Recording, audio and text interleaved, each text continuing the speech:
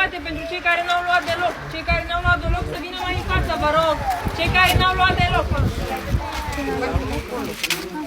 Cei care n-au luat deloc doar să vină un pic mai în față.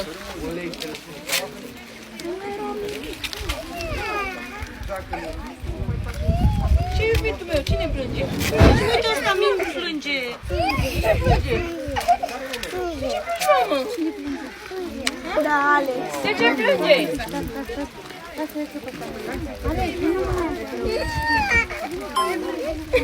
De ce plânge? De ce plânge ăla micu?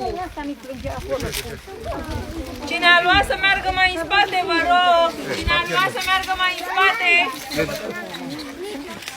Ia stai, să dăm într-o parte. Tu ai luat Kinder? Ai luat. Mai e suc? Pune asta la urmă.